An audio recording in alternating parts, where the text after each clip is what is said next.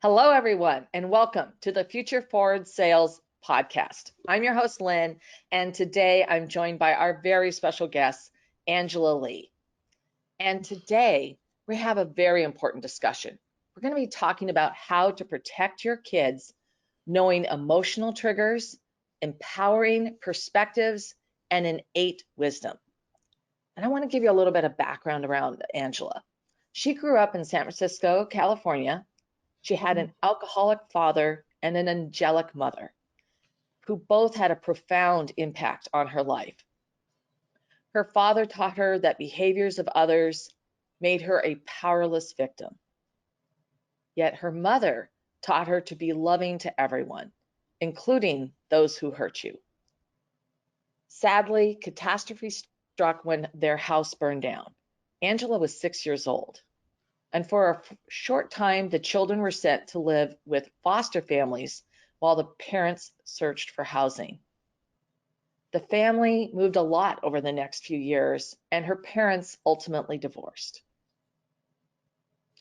Angela grew up to marry an emotionally abusive man, and yet she stayed for 32 years because she didn't want to hurt him.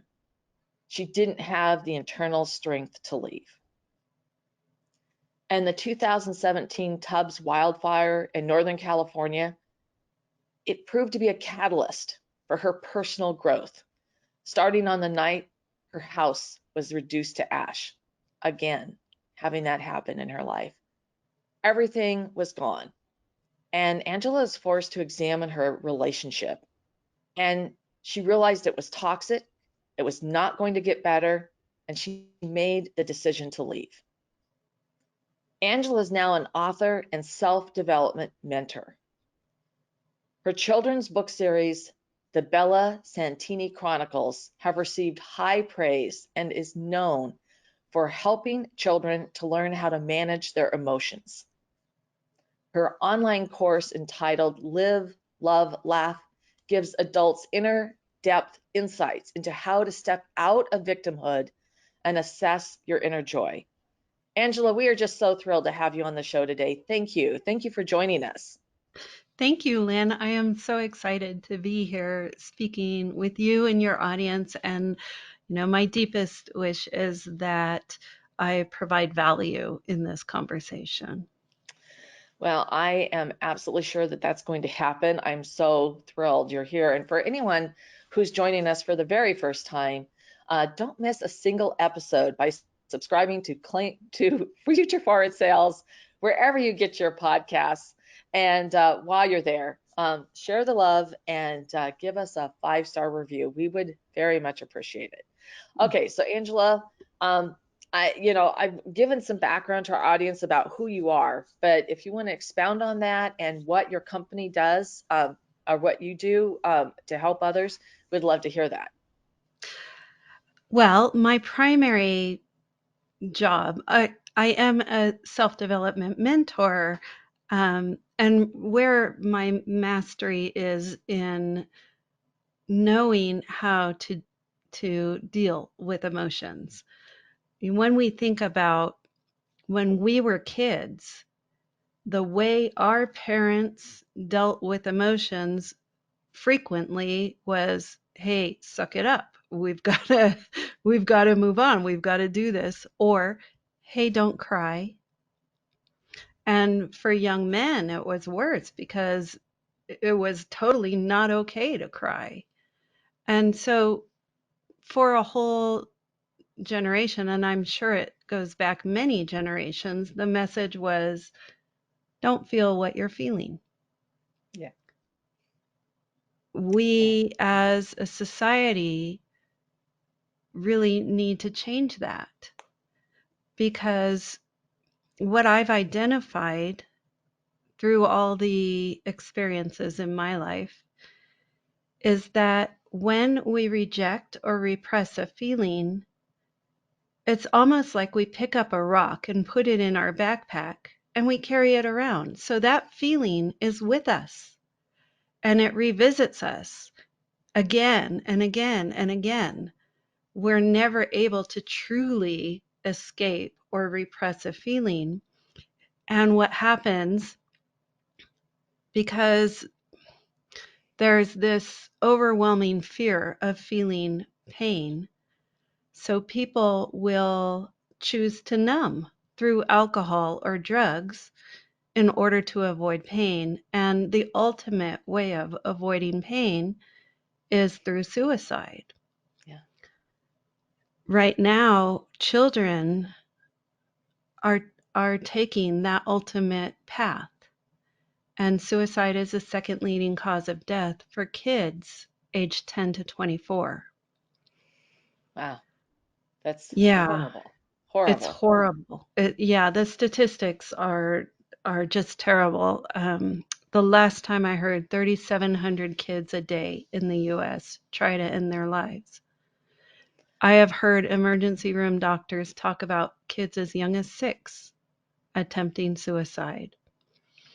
It is, well, it's so big that the U.S. Surgeon General came out on December 7th with a 53-page report on the mental health crisis for children. It is key that we as parents teach our children to face their emotions. And it doesn't have to be hard. There's my biggest tool for facing feelings is to feel, acknowledge, and allow. So you notice it's kind of a body awareness. You're noticing, where is the feeling? How does it feel? Is it sharp? Is it dull? How does the pain show up? That's Yeah. feeling it, acknowledging it. Oh, I'm feeling insert word. It's, Yeah. that's the acknowledgement part. And then allow. And that's where people get stuck, is in the allow. But um, it's not about accepting the circumstances that brought up the feeling. It's about accepting that it's okay for you to feel that way. And so you're giving yourself permission to feel. Right. Well, that sounds like one of the biggest challenges your clients face when you work with them is to work through that process so that they can allow that feeling. Am I am I getting close? Well, yes, we've all been programmed to kind of swipe aside our feelings. The show must go on. Yeah. And it's this happens at work, it happens at home. And the thing about feelings, the biochemistry of an emotion is about 120 seconds. So the chemical reaction in our body is only about that long. But when we reject a feeling, in a way, we're becoming entangled with it. We're carrying it on in our backpack. And so that feeling is always with us, even if we're trying to escape it. But also when we entangle in a feeling. So if our mind starts thinking about how unfair it is, the circumstances, we're getting entangled in that feeling. And that also causes it to go into our backpack, which we carry around. Yeah. The only way to be free of the feeling is to actually go through it and allow the feeling to happen. Right. Right. Absolutely. I mean, that's, for your own emotional health.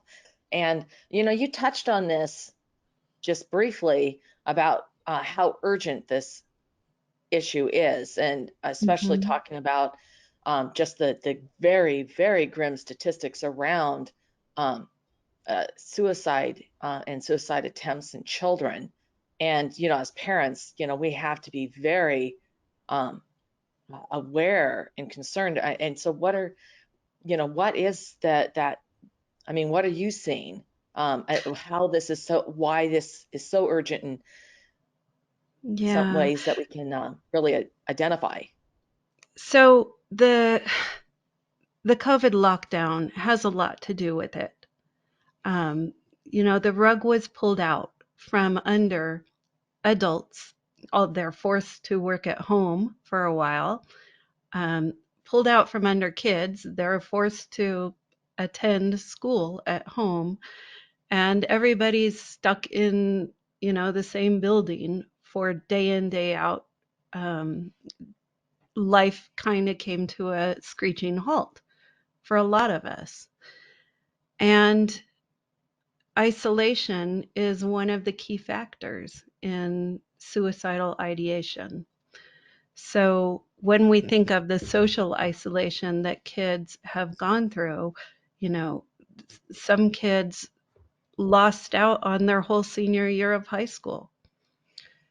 Some kids, well, almost all kids lost out on almost a whole year of socialization with kids.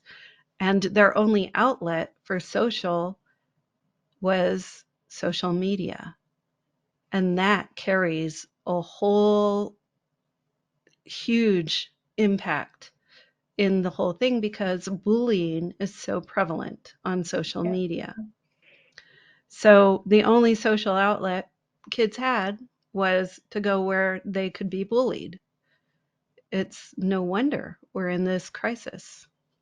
Yeah. Well, and of course, bullies are in your schools physically when you're there as well. So, I mean, I Absolutely. mean, and I mean, they're there at work. I mean, my gosh, we've had them in the highest offices. I mean, it just, uh, that, Yes, we did, didn't we? yeah, it's, and to your point, I mean, I think that there's, uh, having alternate peer groups or alternate ways that you can socialize is so valid. But, you know, I mean, when you're working with your clients, I mean, how does what you're, how does this challenge, really impact, their ultimate goals for what they're trying um, to how they're trying to, really gain that emotional intelligence and intervene for their children's emotional health. There are several pillars that to me are huge when it comes to emotional health. And so if a parent can approach their child with these pillars in mind, and mindfulness is one of them. Anxiety is something that is also prevalent at this time. And really, anxiety is not being focused on the present moment, it is being focused on some future possibility. And frequently, the worst possible future possibility. So, and that's a human thing. Our minds kind of race out to the, possible worst outcome and try and figure out ways to avoid it. However, if we right now are in our present moment, there is no past and there is no future. It is only this very moment. And so practicing presence with your children goes quite a long way towards decreasing anxiety. Another pillar that is really important is for the, and this is, where parenting is so important. It is letting go of expectations of what the child will be or who they are. And that's really important because when parents hold an expectation, um, we can say what I call the mini me thing of I'm a doctor, my father was a doctor, the my grandfather was a doctor, we're all doctors in this family, you're going to be a doctor. And there's no room for who the Okay. child actually is in that line of expectation. So it's key for parents to be able to drop that expectation and see who their child is and what allow the child to follow their heart. Right. Because Right. all too often, parents are wrapped up in what is success? What means success for my child? When we can let go of that and we can say, what does success mean to my child? Because maybe for that child, being a doctor would be hell. And going through the whole rigmarole it takes to be a doctor would be sheer hell. But maybe for that child, living on a beach in a shack and painting pictures is the idea of heaven. Who's to say that that's a bad choice? And so allow your child to follow their heart, because Right. every child is a gift. Right, right. No, I mean, that makes absolutely sense of really embracing who they are, letting them develop, explore, find out, you know, their chosen path and um, whatever that ends up being. Sometimes you have to Exactly. take the long road around to travel a short distance, but the journey is amazing. So it sounds like you Yeah. have multiple hidden critical success factors that you deliver to your clients. Um, can you talk about that a little bit more? Because you've been talking about the pillars. Yeah. So one of the other success factors is being able to release triggers, emotional triggers. Now, I talked about that rock that we put in our backpack. Yeah, What happens is that we're carrying that energy around with us. And when a situation pops up in our life that matches that emotional energy, we are triggered. yeah, And so by being able to put down that backpack and let go of those emotions, we actually can move through life with fewer triggers. And so what I do teach is that every person in our life is a mirror for us. When we are triggered by their behavior, that shows us that we're carrying this emotion that we need to let go of. And so that perspective is really kind of key to being able to let go of some of those old wounds and move through life without that emotional trigger. yeah. So now, is this a typical blind spot, or are Oh, there yeah. other factors that are typical blind spots when you work with your clients? This is definitely a typical blind spot. And I can even point to myself and say, you know, I was bullied by my father in many ways. I was bullied by my ex-husband. And I went through life up until the fire in what I call victim energy. I would point my finger and blame. My dad did that. My husband did that. And it was always, they did this to me. It wasn't until after the fire that I was able to realize that they were mirrors for me, and their behavior showed me my own inner wounding that I needed to work on. It is so critical to rise from that blame and victim. It's actually almost an energetic triangle of victim, persecutor, rescuer. And now I can look back on my marriage and I can see where I would be his victim, and then I would react back, becoming his persecutor. And then I would rethink it all over the next few days, and I would come up with some way to resolve the whole issue. And then I'm his rescuer, telling him how he should behave so that we don't have this problem again.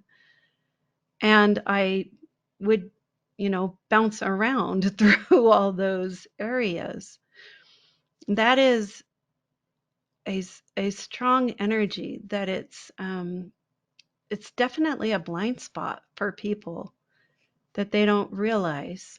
But anytime you point your finger and blame, that is a time when you're actually in that energetic triangle. Yeah, yeah, yeah. The blame game, you know. Yeah, And it's something that um, people and it manifests in so many different negative ways.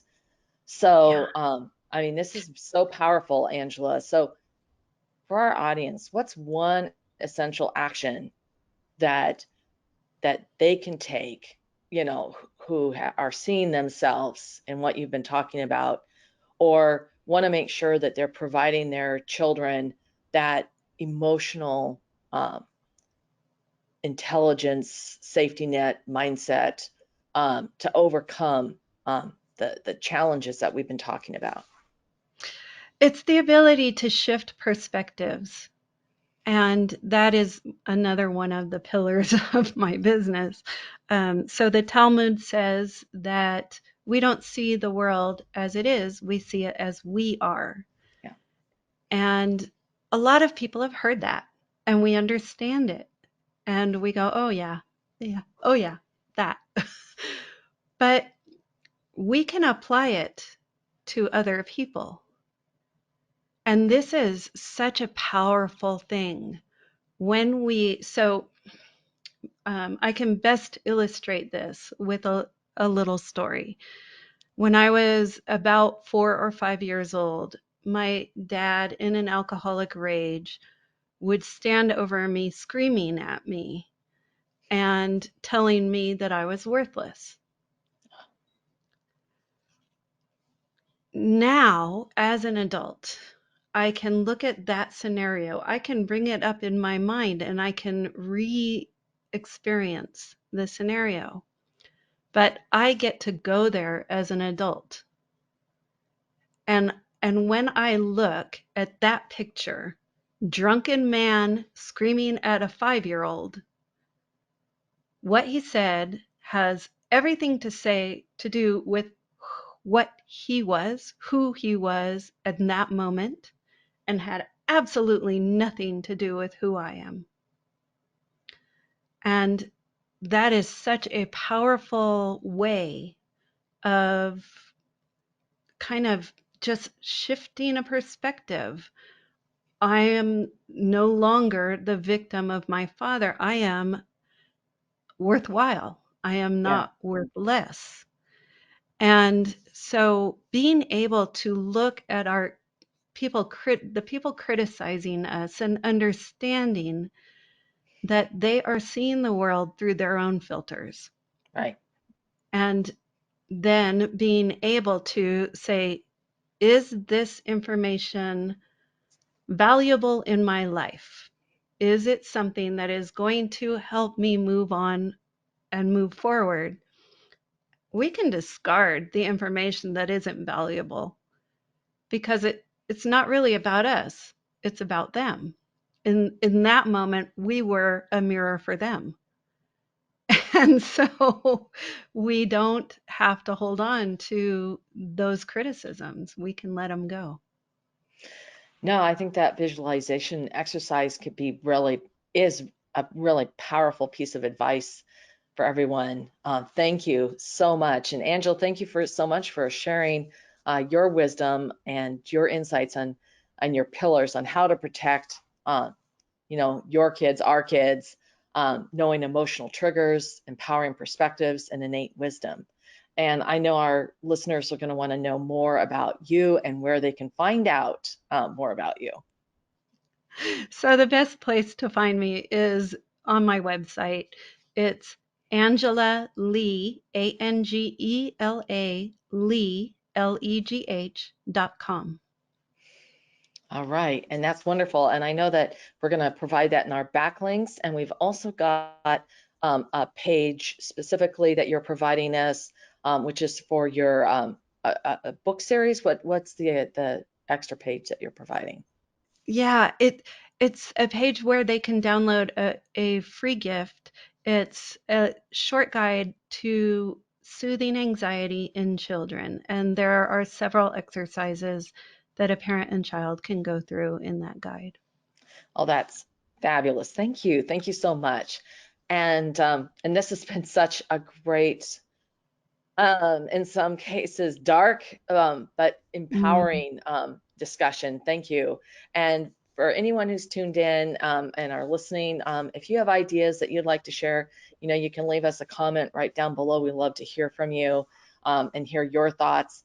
And if you have a question or would like to suggest a topic for discussion, you can email us at jointheconversation@petitetoqueen.com. And to stay current on all of our insightful advice, our breakthrough advantages, and staying up on incredible episodes like the one today, sign up for our weekly wisdoms newsletter at petitetoqueen.com. And I want to thank everyone who tuned in and who's been listening. And Angela, thank you so much. This has been so powerful today. Thank you so much, Lynn. It's been a real pleasure.